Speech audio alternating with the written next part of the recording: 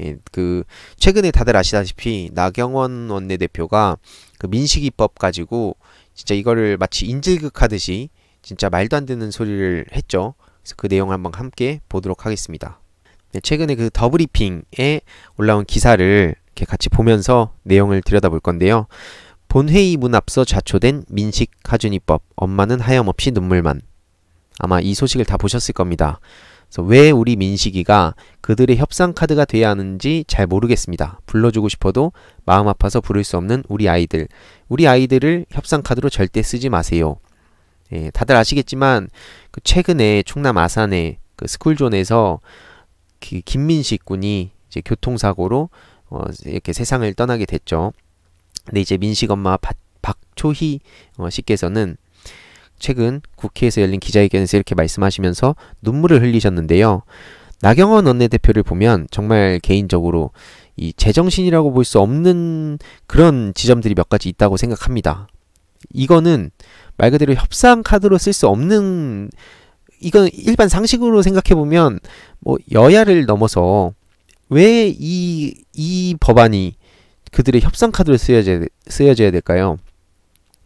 그래서 이 민식이법이 고 김민식 군의 이름을 본떠서 나온 건데, 스쿨존의 안전시설 설치를 의무화하고 어린이에게 상해를 입힌 운전자를 가중처벌하는 지극히 어떻게 보면은 필요한 그리고 당연한 내용이죠. 그리고 최근에 문재인 대통령께서도 스쿨존 안전을 강조하시면서 이게 더 많이 알려졌는데요. 그래서 이게 국회 법사위 전체회의를 통과하고 법안의 마지막 관문인 본회의 통과를 눈앞에 두게 됐는데, 그 자유당이 갑자기 그 모든 안건에 대한 무제한 토론, 네, 필리버스터죠. 이거를 신청을 해서 지금 기약 없이 미뤄지게 된 겁니다. 그래서 이날 민식이법과 함께 법사위를 통과한 하준이법도 마찬가지인데, 네, 나경원 원내대표는 이날 본회의를 개의해서 제일 먼저 민식이법을 통과시킨 다음에 한국당이 신청한 법안에 대해 필리버스터를 할 수 있도록 기회를 달라라고 정말 얼토당토하는 소리를 했죠. 왜냐면 이걸 갖다가 협상을 한다는 겁니다. 쉽게 말해서. 이게 이런 상황에 진짜 많은 이제 부모님들께서 눈물을 흘리셨습니다.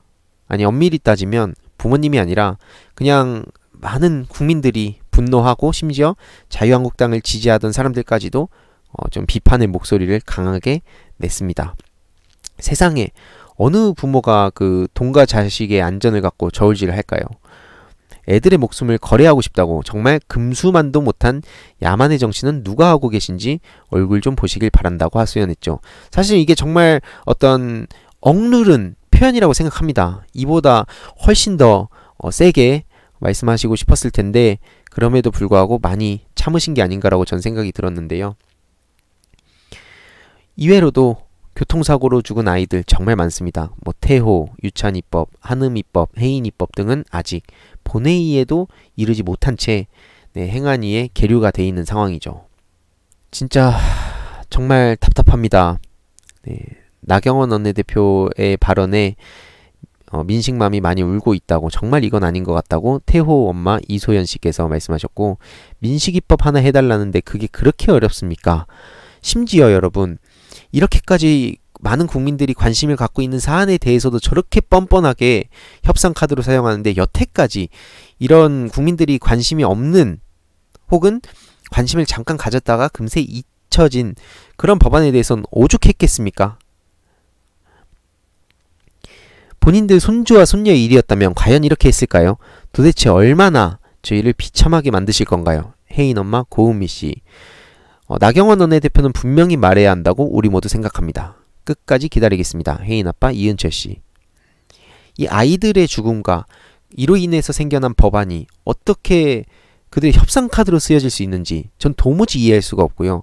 아무리 그 정치인들이 자기의 그 이해관계에 따라서 때로는 엉뚱한 행동을 한다고 하더라도 이건 아니라고 생각합니다. 정치도 결국 사람이 하는 일인데, 이게 어떻게 그 인간으로서 정말 도저히 납득할 수 없는 그런 지점인데, 민식이법이 협상 카드냐는 질문에 표정 보세요. 그래놓고 그 자기 그 딸 얘기 나오면 어떻습니까? 그 딸이 다은 증후군인데 어떻게 우리 병을 앓고 있는 우리 딸한테 어떻게 그럴 수 있습니까? 이런 얘기를 하던 게 바로 나경원 원내대표 아닙니까? 네, 이렇게 오열하시던 모습이 정말 저도 보면서 진짜 막 눈물을 참을 수가 없었는데요. 정말 저는 그렇게 생각합니다. 정치적으로 당연히 어떤 때로는 정치적 이념이 다를 수 있고 그 같은 그 성향이라 하더라도 어떤 구체적 사안에 대해서 생각이 다를 수도 있습니다. 근데 이건 아니라는 거죠. 그리고 심지어 본인은 과거에 그 본인의 그 자녀 의혹과 심지어 어떻게 보면 드러난 비리에 대해서도 그런 자기의 딸을 마치 괴롭힌다는 듯이 표현을 해놓고 어떻게 우리 딸한테 이 정도의 감정이입도 못하냐고 해놓고 어떻게 저렇게 뻔뻔하게 그 짜증내는 표정을 저렇게 지을 수가 있는 겁니까? 이거는 정치를 떠나서 정말 저도 개인적으로 그렇게 생각합니다. 금수만도 못한 행동이다. 그런 발언이다. 이게 말이나 되는 겁니까 도대체? 제가 진짜 어지간하면 이 정치적인 성향이 다른 이런 뭐 자칭 보수 우파 유튜버들이나 혹은 제 채널에서 막 그런 악성 댓글을 다는 사람들을 최대한 이해를 합니다. 근데 이거는 해도 너무하잖아요 사실. 예. 그래놓고 본인이 필요할 때는 또 막 그 눈물로 호소한다 이따위 짓을 하고 있고.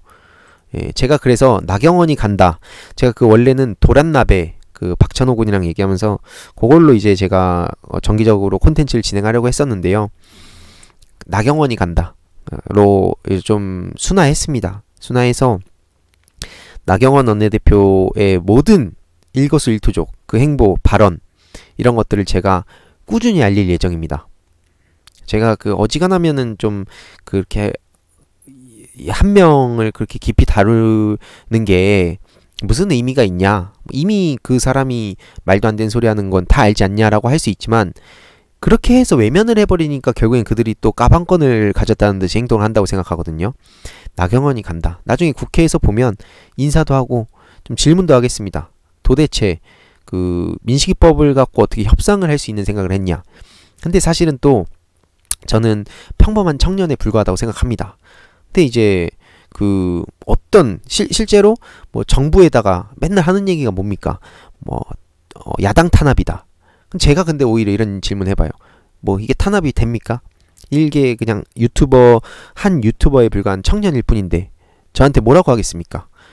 네, 저는 이 지점을 앞으로도 꾸준히 알릴 예정이니까요.